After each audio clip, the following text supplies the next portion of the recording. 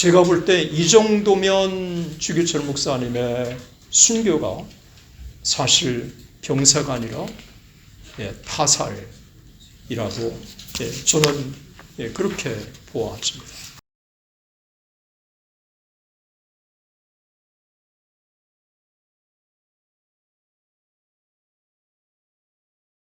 부가적으로 제가 한 가지를 제가 여러분에게 말씀을 좀 드리기를 원합니다. 노회록의 이 결정과 상관없이 주기철 목사님은 사실 이 노회의 이 결정은 주기철 목사님에 대한 엄청난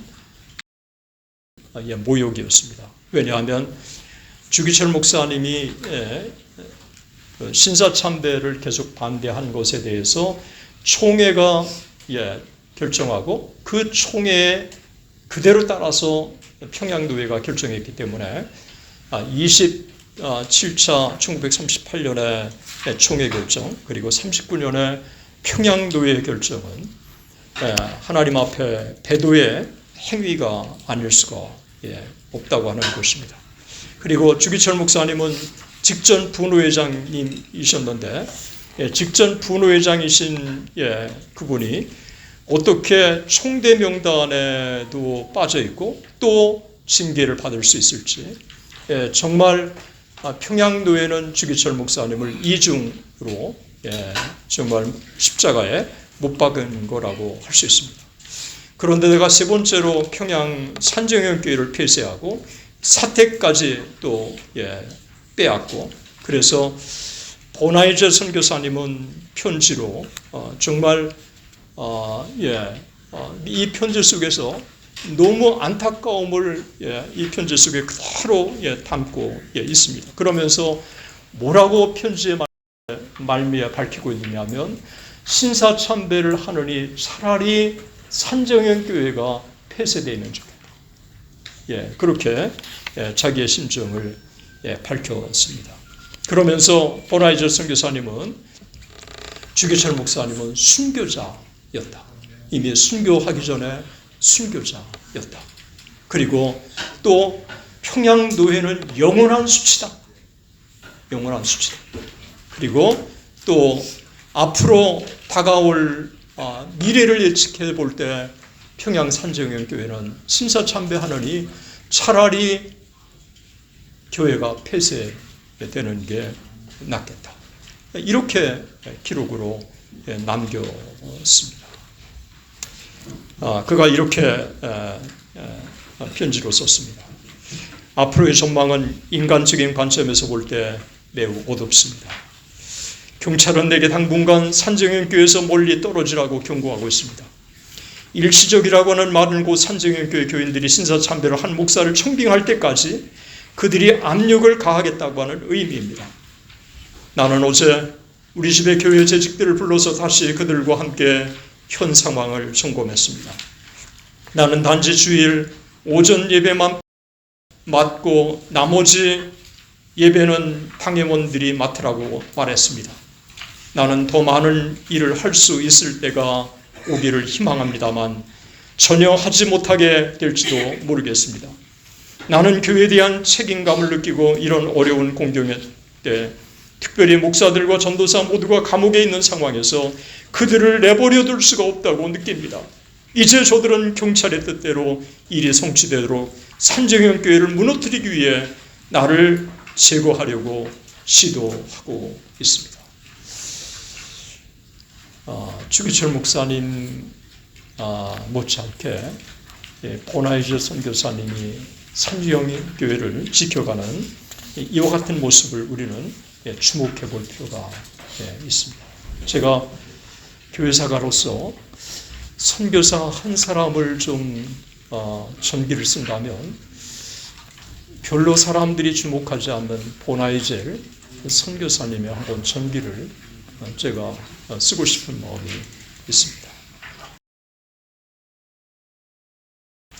1940년 3월 24일 부활절 날 전권위원회 7명이 와서 산정형교회 예배를 인도하는데 이때 양재현 집사가 와서 나와서 찬양을 인도합니다.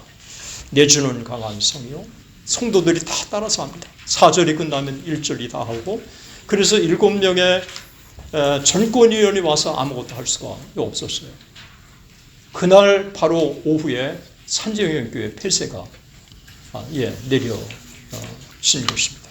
그리고 산정연교회 교우들은 흩어져서 예배를 드리게 되었고, 또 주기철 목사님은 옥중에서 정말 오히려 주기철 목사님은 이와 같은 산정연교회 신앙의 모습에 큰 격려가 되었을 거라고 생각을 합니다. 낮에는 최정민 목사 집에서 모였고, 밤에는 이인재 전도사 집에서 모였고, 주일학교는 정락선 집사 집에서 모였고, 신방은 백인숙 전도사가 담당했고, 이 소식들은 전국에 알려지면서 한상동, 이기선, 최정민, 손양원, 주남선 이런 사람들이 신사참배 끝까지 저항하는 저항운동에 있었습니다. 그리고 주기철 목사님은 그로부터 4년 후에 세상을 떠나신 것입니다. 그런데 1940년 세상을 떠나시기 전에 몇 가지를 제가 한번 보니까 1940년이 정말 우리는 주목해 볼 필요가 있다고 여겨졌습니다. 1940년에 평양도에 38회가 열렸죠. 산정연교회 부활절 예배 드리고 그 오후에 폐쇄되었죠. 그리고 4월 20일 가석방되었다가 6월에 4차 마지막 검속을 주기철 목사님이 당하셨죠. 이때 한상동, 주남선, 방계성, 이기선, 손양은 같이 검색이 된 겁니다. 그리고 1940년에 10월 달에 감리교가 이제 한국을 떠나기로 결정해요. 11월에 장로교가 결정하고, 그리고 10월 달에 미국 영사도 선교사를 떠나기로 결정을 합니다. 그런데 1년이나 더 보나이드 선교사님은 산정연교회에 함께 같이 성도들과 함께 했습니다.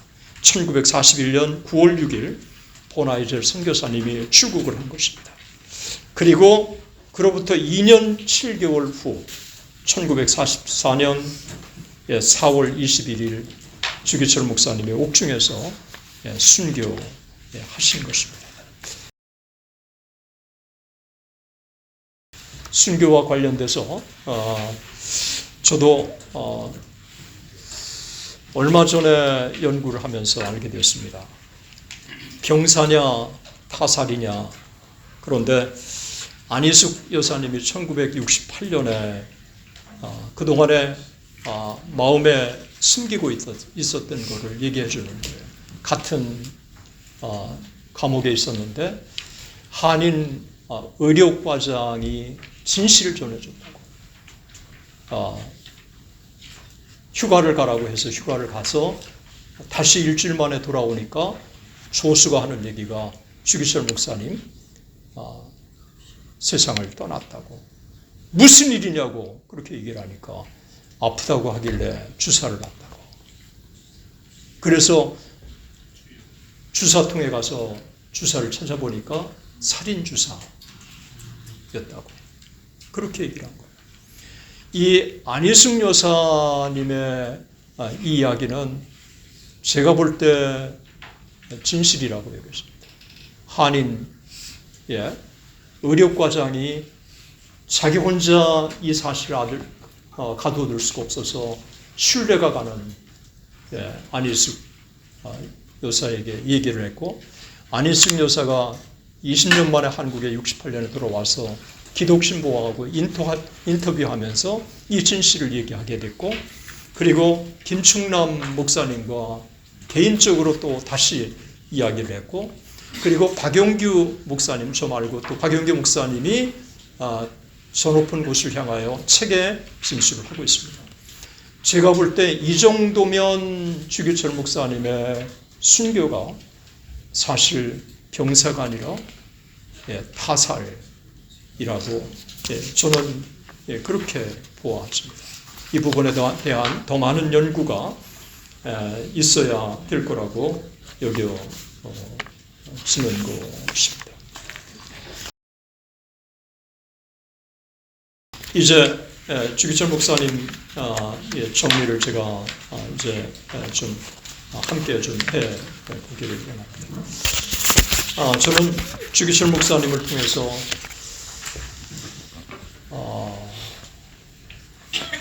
더 많은 학자들이 더 많은 연구를 해야 한다고 생각합니다. 주기철 목사님에 대한 연구를 하게 되면 학자가 시각이 바뀔 수밖에 없습니다. 저처럼 정말 어떻게 한 사람으로 하나님 앞에 서야 할 것인지, 그리고 또 어떤 자세로 한국의 역사를 연구해 가야 할 것인지. 아마도 여기 앞에 계신 이덕주 교수님도 주기철 목사님을 연구해 가면서 주기철 목사님에 대한 마음의 자세, 또 그분을 흠모하는 마음이 생겼을 거라고 생각을 하는 것입니다. 제가 바라건대 이런 이 기념 세미나가 제가 볼 때 경남도의 원들만 올 게 아니라 한국교회 목회자들이 정말 많이 와서 좀 성대하게 또 해보고, 그 다음에 주기철 목사님에 대해서 더 많이 또 알리게 되고 또 소개하게 되고 또 발굴하게 되고, 이런 작업들을 계속해서 한다면 오늘날 한국 기독교가 정말 욕을 많이 먹고 있는데, 주기철 목사님 한 사람 때문에 한국 교회가 존경을 받고 또 다시 회복되고 다시 하나님 앞에 존귀하게 쓰임 받지 않을까 하는 생각을 가져봅니다. 이것으로 제가 하기로 하겠습니다. 대단히 감사합니다.